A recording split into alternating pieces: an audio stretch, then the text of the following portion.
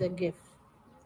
Hi guys, it's your girl Z and Sin, and we're back with another video. And today we're reacting to 6 lies America told me about Europe, life in the UK, and we got this from International Carl. The link will be in the description below for you to check out the video if you don't want to hear our input in it. But show him some love, and thank you guys for coming right back to us. We appreciate you guys so much. We do. So She's like, we do. Get to the damn video. I'm just kidding. She wasn't like that. well, guys, Cynthia's killing me over here. Yeah. Let me not say she's not trying to unalive me over here with her jokes. On the line. Here we go, guys. Hey everybody, welcome back. International Carl doing another video for you. If this is your first time to my channel, please right now stop and hit the like button. Do that, Consider guys. subscribing, and as always, hit me in the comment section because those that have subscribed to my channel know that I'm always active in the comment section. Yes. Now, this video, we're going to talk about a couple lies that the United States pushes into us as Americans growing up. And let's talk about it right now. Let's get to it right now. Lie number 1.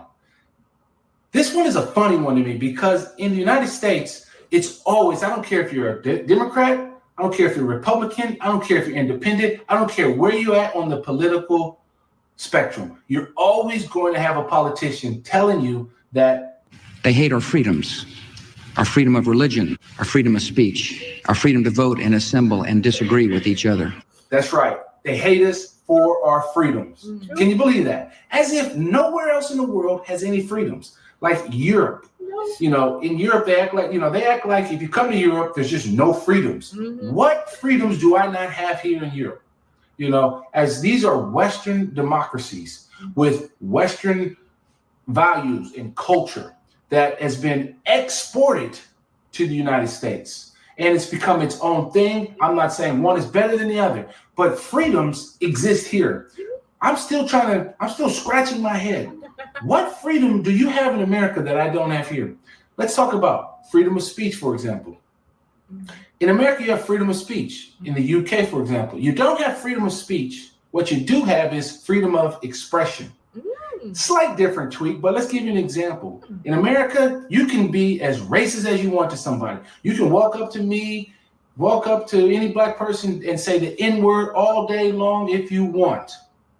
Where in the UK, you really couldn't do that because at some point you will cross a fine line of inciting racial hatred. So if you define your freedoms based on your ability to call somebody an N-word or call some Asian American some type of offensive word, by all means, you can have that freedom. I don't need that freedom. But other people in America talk about it like freedom for guns. Ooh. Let's talk about that freedom of speech and freedom of expression. I never thought of that. That is so true. And I love the example he gave on the UK. If you start talking, calling someone like an N-word or like a derogatory term or name, that's racial. While here it's like, oh, it's freedom of speech. You can just say whatever you want to.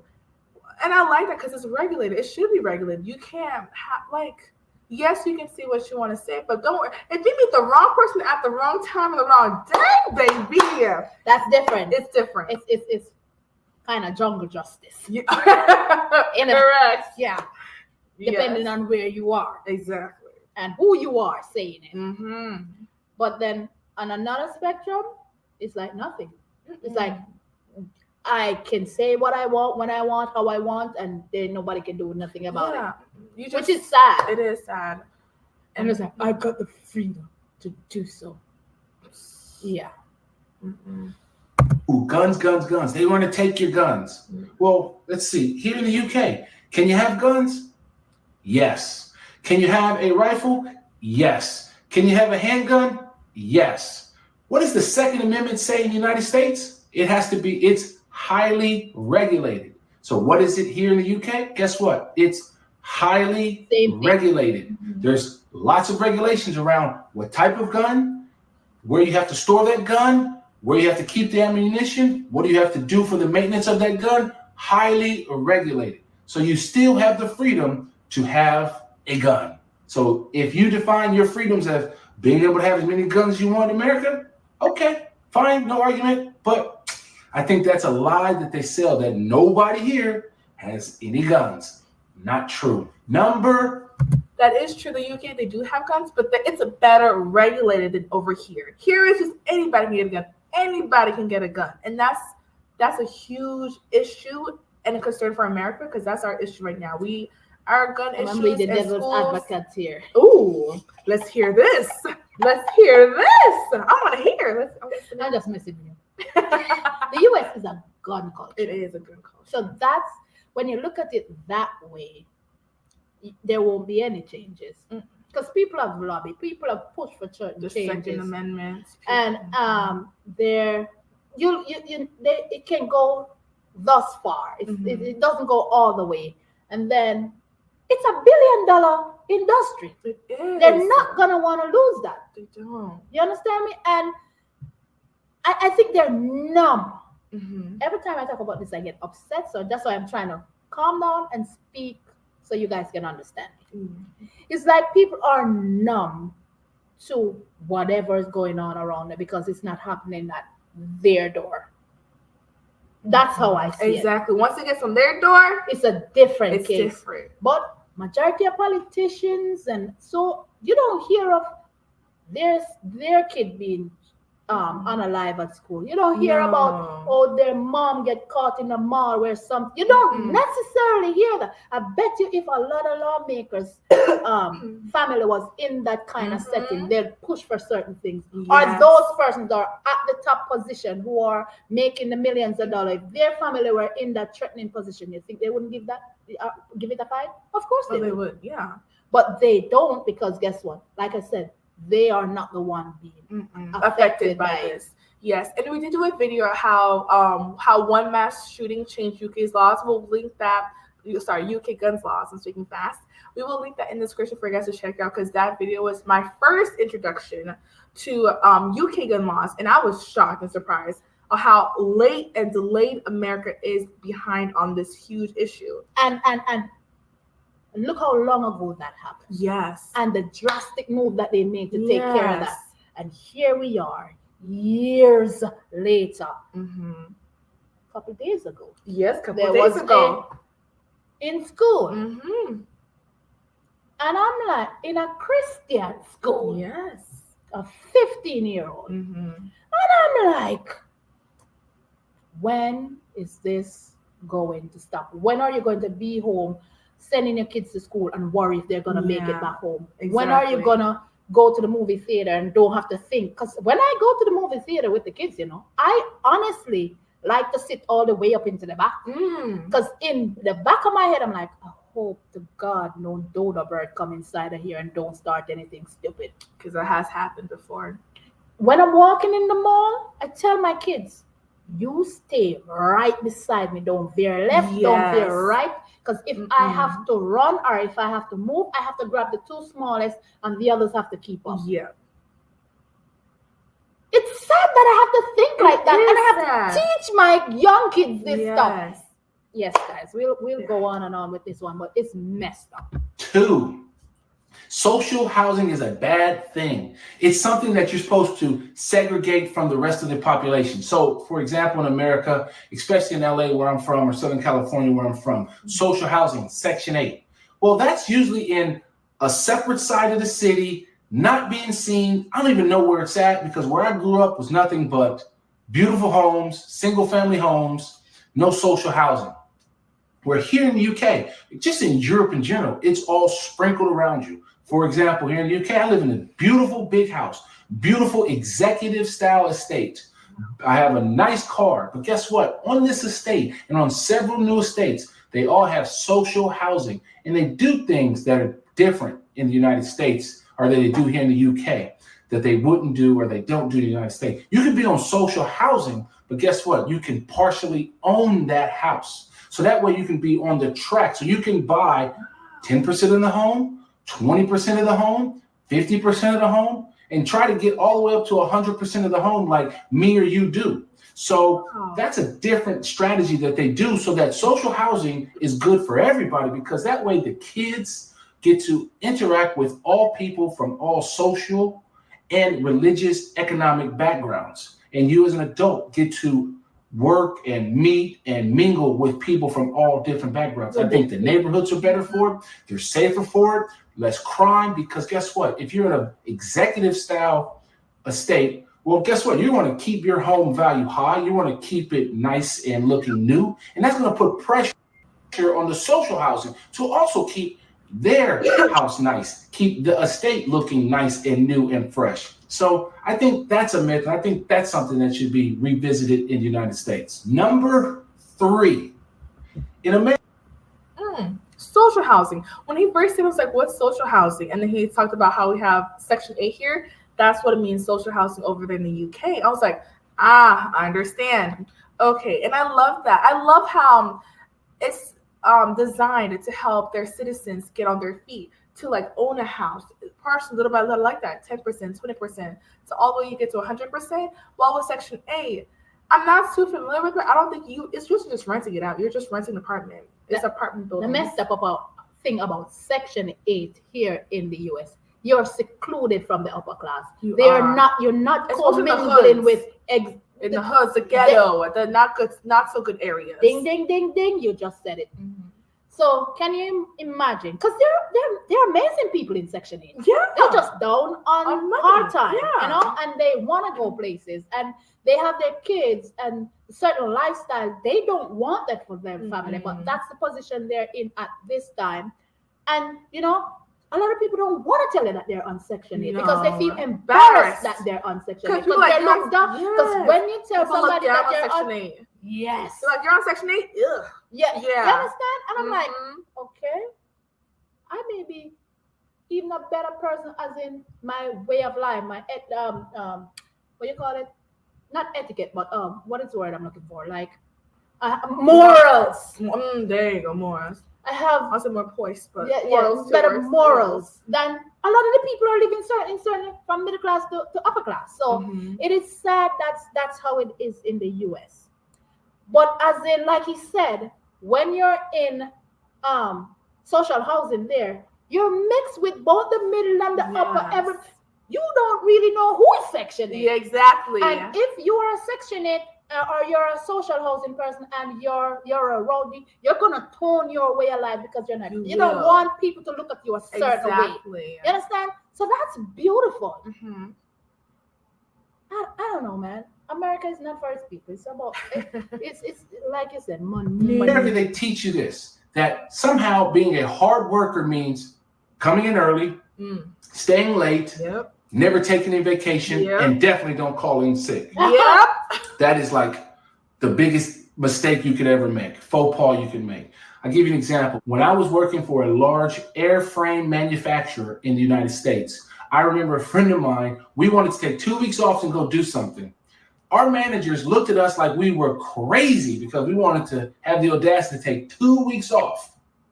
And mind you, we didn't take any days off prior to that. We just wanted to take 2 weeks off in a year so we could go do something. They were like, no, rejected, slim that down to a week. And I'm thinking, isn't that my time off to relax, to recharge my battery so I can come back to work? No. Now, I think minds and hearts have changed a little bit in the United States back from when I started working, back in the early 2000s or mid 2000s, I should say. But that was a faux pas. Well, here in the United Kingdom and here in Europe, for example, it's encouraged to take time off. You get 20, 25 plus days off in mostly all European countries. I think by law in the European Union, you have to have 20 days off. So it's encouraged to take time off because either you use it or you lose it. And for example, I think Sweden, if I can find the article, it's on the screen now. But if not, Sweden is actually doing a trial where they're reducing the work hours to 6 hours to see if it increases productivity.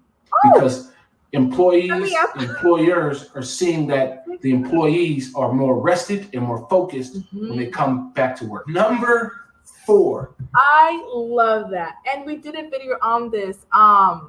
Workers' rights. Yeah, workers' rights. I was like, it's slipping my workers' rights. We'll link that too. Oh my goodness. It was an eye-opener. Yeah, shocker, eye-opener. And just seeing how other countries are treating their employees, their workers, people that are running the country, how they're treating them, having them take time off, give them proper health insurance, making sure that they're okay, well rested. I love that. Well, here in America, you calling out, oh, babe, you need to have a doctor's note. You need to have some type of you have to get somebody else to replace you. You have to find the person to replace you. Like, how am I? Who's gonna do your job? Not me. Find somebody. Like, it's just a hot mess. And I'm like, land of the free, yeah. Let's continue. Yeah. America sells you this, that capitalism and consumerism go hand in glove. Yeah. It's like this cycle. You have to work to buy, to work again, to pay for what you buy, to buy some more stuff, to then work again and go down this continuous loop of working to live. And in Europe, one of the things that I find, I think is a beauty and a benefit of working and living in Europe is that there's more of a work-life balance. As I just talked about in point number 3, is that you have time off to actually do stuff. And you don't just have this endless working to consume. Don't get me wrong. We go on vacation, so we're consuming what I would call, we are consuming experiences, but we don't live to work. We work to live. And that is a benefit of living in Europe. And I think that is great. And I think the US sells a lie to its people by telling them that you have to work hard to then buy stuff and never do anything. Number 5. That's true. That's a valid one. It's like the second time I've heard this, so it must be true. Because if they're all saying this, that you work to live, and here you're living to work, it's a huge difference. So I'm like, this is true. It has to be. Because there has to be a balance somewhere. There has to. Because workers, I don't think employers realize that workers are the backbone. And if they're overtired and overworked, that productivity that you're looking for, you're not going to get it. No. You're going to be shortchanged. Yes. You understand? So if I'm not rested or if I'm not compensated well, okay, what eagerness do I have to go to work and put in my 100? I don't care. I'm just doing the bare minimum to get that paycheck, to make sure that roof is still over my head, or to pay the car note, that's the sad reality. And funny enough, when you're here in the US, you can't do much. You work, your paycheck can't even cover food for the rest of the month. You gotta pick up a second job. Yes. The cycle continues. And then you're still trying to keep up with the Joneses. It's crazy. Which kind of ties into the first one I said, but it really is on the Republican right side in America. They always preach, especially during the Obamacare era, 2012, was all about these death panels. They literally produced a video where they were throwing grandma off a cliff because of social medicine. Make no mistake about it. President Obama and the Democrats who supported Obamacare began throwing seniors off the cliff back. The evils of social medicine, that you were going to have death panels if you got sick. I mean, how ridiculous of a lie that is. I mean, it's a bold-faced lie. I've lived here 11, 12 years. I have yet to ever see a death panel. I have known some older people. I know some younger people. I know myself. You can walk into any hospital in any country in Europe and there's not a single death panel. What do you expect them to say? Oh, sorry, you had a heart attack last year, Mr. Carl, but since you had one last year, we're not going to treat you for this heart attack because the panel has refused your care. On a side note, you kind of already have that in America. You just have it through the insurance companies. Because guess what they do? Decide not to cover you. They say, it's a pre-existing condition. I don't think you can do that anymore, but they'll say that, or they'll find a way to deny coverage. They'll make it so high to cost to do it that you have to do it out of pocket. And guess what? Now you're bankrupt.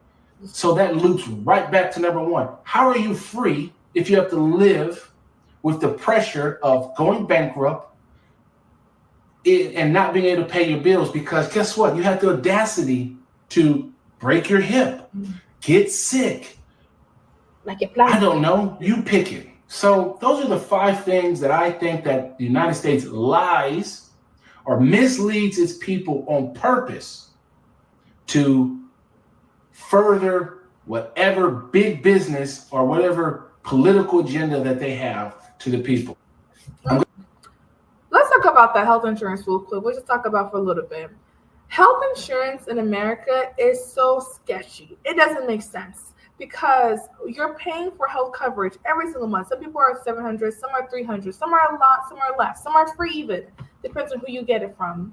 And once it's time for you to go to the doctor, the eye doctor, the dentist, anything, it sometimes there's a certain amount that they cover. Mm-hmm. There's a cap. It's messed. So what am I paying for every single month? $700, $300 for what? Just for only my to be partly covered for something. If I'm paying health insurance, I want all of it covered. What's the point of me paying it if you can only pay for half of it? Might as well save my money and pay for myself. That's one thing I heard somebody say. The rich don't have health insurance. I was shocked. I was like, told you about that. The rich don't have health insurance? No, because I remember, I'm not going to say who she is, and she's like, no, I don't have health insurance.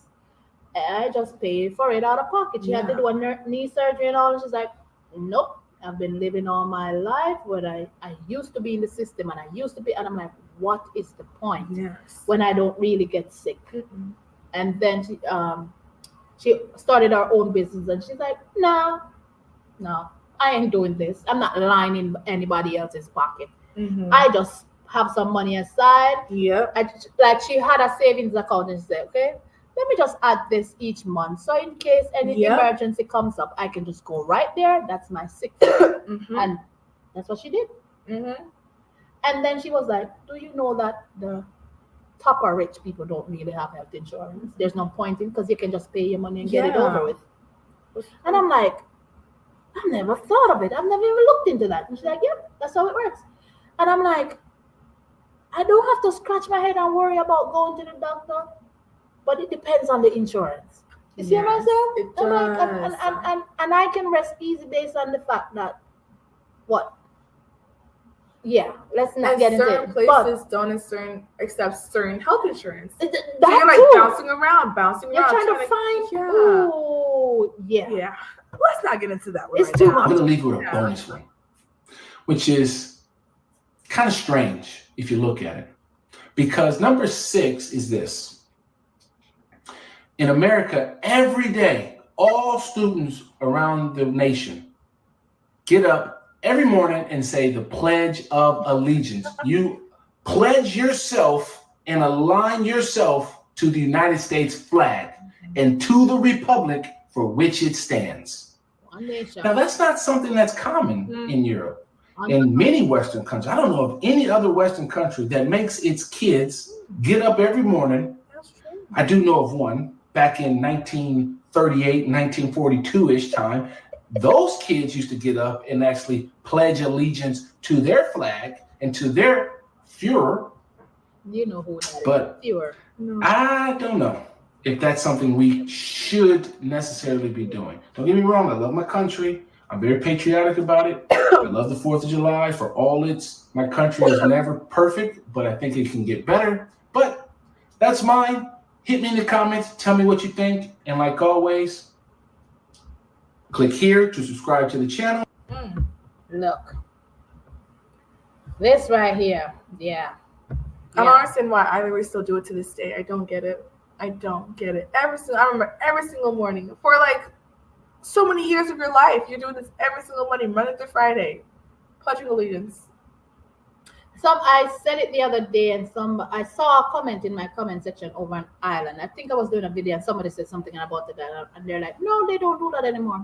My kids do it every morning. Yeah, every morning before I drive off, when that bell goes off at 8:00 in the morning, before I drive off, I hear the principal saying, "Okay, guys, it's time to get ready to sit," and I'm like, "Okay."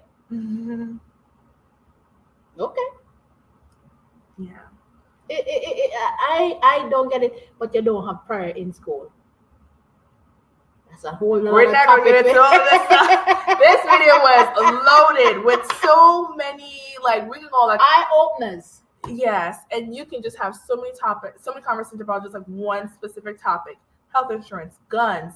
Just like you can just go on and on and on. Freedom of speech, like freedom on and on and on. Social housing, the whole 9 yards, and the pledge of you can go, you can sit here for the next 10 days and talk about this and get and we'll get mad about it too. And nothing will get done in this country. Nothing. We're just nothing. Yeah. So yeah, it is sad. That's how it is. And when you watch these videos, they open your eyes for you to realize that this bubble, or this shield that you think you're under, and there's nothing outside of the U.S. Yeah.